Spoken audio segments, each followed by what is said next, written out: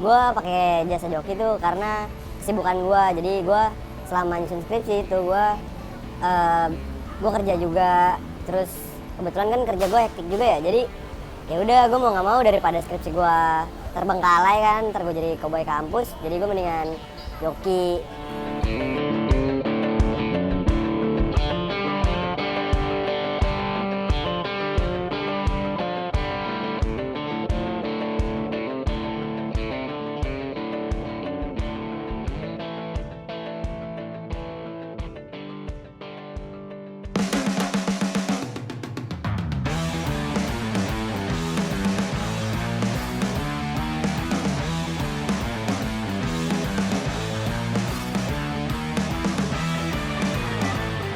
Jadi awalnya gini, gue itu kuliah di salah satu universitas di Jakarta. Ya memang pada saat itu, di awal-awal kita perkuliahan ya pasti banyak lah ya tugas-tugas. Baik itu tugas secara harian, tugas mingguan, tugas periodik kayak UTS ataupun UAS. Nah di situ gue ngeliat satu momentum, di mana di sini wah ini cocok nih kayaknya kalau gue buka jasa lah untuk membantu teman-teman gue yang pada saat itu juga aktif mereka di organisasi, di event, kemudian juga aktif di kegiatan-kegiatan luar. Awalnya hanya satu orang nih datang ke gue. Oke, alasan pertama gue pada saat itu pakai jasa joki karena saat itu gue sambil kerja.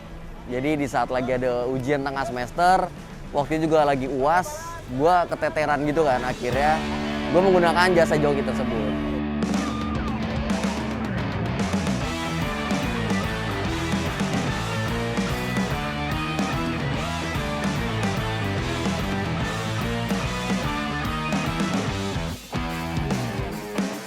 Oh, bantuin gue dong, gue ini kesulitan nih, gue aktif ikut organisasi di luar, katanya. Organisasi kader kan padat ya bro, apalagi kan susah ngatur waktunya. Dari situ datang ke gue, nawarin salah satu tugas untuk ngerjain salah satu mata kuliah. Pada saat itu gue gak pakai tarif, gue bilang, ya gue murni support lo lah, lo udah banyak bantu gue dulu pada saat gue masih di masa orientasi. Cuman dia bilang, gak bisa bro, lo harus profesional, temen ya temen, tarif ya tarif, joki jasa ya jasa. Oke, kalau gitu sekasih lo aja deh berapa. Akhirnya dia ngasih sekitar 300.000 pas itu untuk pengerjaan 4 soal. Nah mulai saat itu dia berepetisi tuh di tugas harian, tugas bulanan, UTS, UAS, sampai dia menjelang di proses menjelang tingkat 2, tingkat 3 itu masih joki di gue. Itu awalnya. Oke, itu kan berawal dari satu orang ya. Terus gimana sih akhirnya menemukan klien-klien yang gitu? Menemukan klien menarik sih sebenarnya. Jadi gini kok, bro, ada satu orang yang dia ngasih tahu ke orang lainnya. Jadi dari satu orang lain itu mulai berdatangan tuh joki datang ke gue. Ada yang dari media sosial, ada yang dari conversation biasa, ngobrol-ngobrol di tongkrongan. Ada juga yang dia itu datang ke gue langsung, oh katanya buka jasa ya. Nah, pada saat itu gue akhirnya ngebagi lah bagaimana cara gue bisa ngebagi antara satu tugas dengan satu proyek-proyek lain gitu.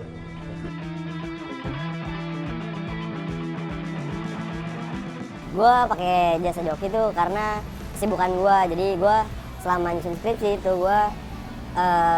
gue kerja juga. Terus kebetulan kan kerja gue hektik juga ya. Jadi ya udah, gue mau nggak mau daripada skripsi gue terbengkalai kan, ntar gue jadi koboi kampus. Jadi gue mendingan joki. Mereka kalau boleh tahu berapa tuh Pak kisaran harganya? Gue kisaran joki tuh kemarin bisa 5-6 jutaan. 5 sampai 6 Iya. juta. Terus dari judul penelitian itu semuanya dari kakak atau emang udah langsung dilempar aja ke joki? Kalau gue kemarin itu judulnya dari gue. Nah terus baru deh sisanya itu pihak jokinya yang ngejokin, nyusun semua. Nah pas fase bimbingan gimana? Ada kecurigaan nggak dari penguji dan pembimbingnya? Nah sempet itu, cuman mungkin karena gue sebelum sidang pengujian gitu, gue ngebaca dulu nih skripsinya, jadi ya aman aja. Dari hamil 1 sebelum bimbingan, gue itu sama tim selalu bilang, lo harus dampingin dia, lo bimbing dia jangan sampai dia ada salah penyampaian kepada dosen. Karena bisa fatal kan, itu bisa berujung kepada tindakan-tindakan yang gak bagus lah buat dia sebagai seorang mahasiswa. Gue awal-awal, gue tuh hanya fokus ke satu bidang aja. Kayak contoh ke hukum ya hukum aja, ke bidang manajemen aja. Tapi seiring waktu, gue ngajak teman-teman gue yang mau involve di project ini kan, project panjang ya. Gue lagi itu sempat punya tim hampir 10 orang. Itu dari masing-masing program studi yang berbeda-beda dan kampus yang berbeda-beda. Dari multi sektor, multi bidang, multi kampus. Jadilah satu tim yang pada saat itu bertahan sekitar 2 tahun karena pandemi kan. Nah, dari situ gue batasin, satu orang itu maksimal banget megang 5. Kenapa? Karena ini untuk menjaga efektivitas, menjaga kualitas, kuantitas, sama juga output dari produk itu. Kalau kita terlalu banyak ngambil produk, hasil yang gak maksimal, orang gak bakal datang lagi bro. Maka dari itu gue batasin di 5. Satu orang megang 5 jasa atau 5 proyek joki itu, agar tujuannya tadi, menjaga kualitas dan efektivitas itu. Sebagai penyedia layanan jasa nih, sering nggak sih dapat komplain-komplain dari yang pakai jasa lo gitu? Komplain sih alhamdulillah selama 3 tahun ini gak ada. Tapi masukan banyak. Kayak contoh dari segi format penulisan, atau gue sama tim harus lebih memperhatikan pedoman-pedoman yang ada, memperhatikan grammar-grammar kayak typo dan lain-lain, itu penting. Masukan-masukan lainnya adalah dalam penentuan tarif. Nah ini kan susah ya. Ya pasti kan kita semua pernah lah ya, di satu momen di mahasiswa tuh ya duit susah, kadang-kadang pas-pasan, tapi deadline tugas tuh banyak.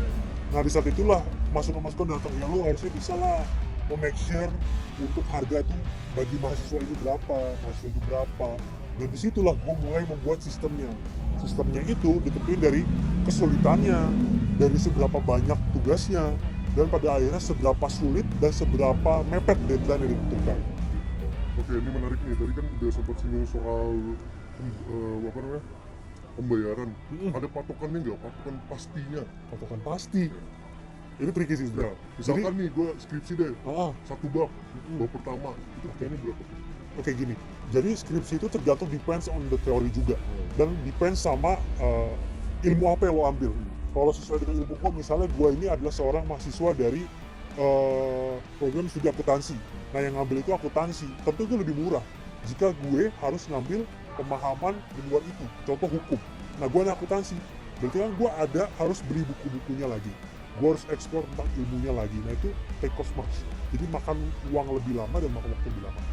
Kemudian lo nanya tarifnya gimana, contoh di akuntansi itu misalnya ada 5 bab, kita bisa bagi per bab. Kalau misalnya dia pengen dipisah, bisa juga di package jadi satu paket. Kalau satu paket itu, gue pernah nembak di salah satu program studi ilmuwan, itu pernah di angka 4 juta.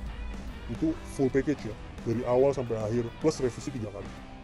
Ada juga dipisah, contoh misalnya bab 1 700, bab 2 500, bab 3 600, itu terpisah. Dan tentu kalau terpisah itu lebih mahal bro, karena kan itu terpisah yang nggak digabung sama konsep-konsep lainnya. Tapi kalau full package bisa lebih murah. Di luar program studi, ya contoh yang gue bilang akuntansi, gue pernah ngambil di program studi biologi, itu gue hampir sekitar 7 juta. Dan itu take cost much, kenapa? Karena gue harus turun ke lapangan, gue wawancara orang, gue nyari data dan lain-lain.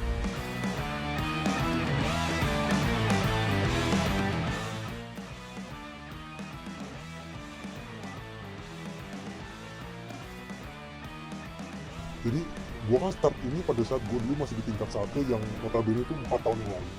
Dan jadi perjalanan panjang, fondasi panjang, apalagi gue udah punya channel yang sangat luas. Dan harapannya sih sebenarnya gue tuh pernah di satu titik gue mau berhenti. Karena gue saat ini udah bekerja juga, udah lulus juga, dan gue pengen nyoba eksplor dunia baru lah. Tapi di satu sisi gue tetap juga pengen ngebantu orang-orang, ngebantu adik-adik gue, ngebantu orang-orang lain yang memang masih membutuhkan untuk membantu tugas selesai. Gue sebenarnya ada goals juga untuk membuat bisnis ini semakin gede. Gue mengerjakan tugas-tugas untuk mereka yang lagi mengambil strata magister, atau mungkin nanti ke depannya gue mau ngambil mereka yang sedang mengambil doktoral. Itu bukan halnya gue hanya ingin mencari uang, tapi gue ingin membantu mereka, dan gue juga orang yang aktif dalam, gue pengen belajar lebih, dan disitu gue pengen membuat ini menjadi lebih besar. Terus berkaitan sama offline tadi, tentu di sini dengan kebiasaan ya, harus ada transisi dari online ke offline itu udah mudah. Dan disitulah di momentum itu, gue bakal tetap ngebuka, tetapi dengan ada satu plusnya. Akan ada lebih bimbingan, lebih plus. Kenapa? Karena perbedaan antara online dan offline signifikan. Kalau online itu terbuka cuma dari layar kaca, tapi kalau offline itu ketemu langsung, jadi pada saat lu ditanya, itu ekspresi lu lebih kelihatan. Dan itu kemungkinan untuk mendeteksi adanya jasa-jasa ini itu lebih besar. Maka dari itu, gue akan coba bimbing lebih besar lagi, dan untuk para penyedia jasa di luar sana, gue punya satu pesan sebenarnya.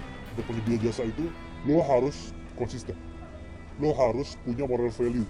Itu uang lo dibayar untuk jasa itu, dan lo harus berikan yang terbaik ke mereka. Itu adalah, ibaratnya adab lah, itu adalah moral kita sebagai penyedia jasa untuk memberikan yang terbaik untuk para konsumen.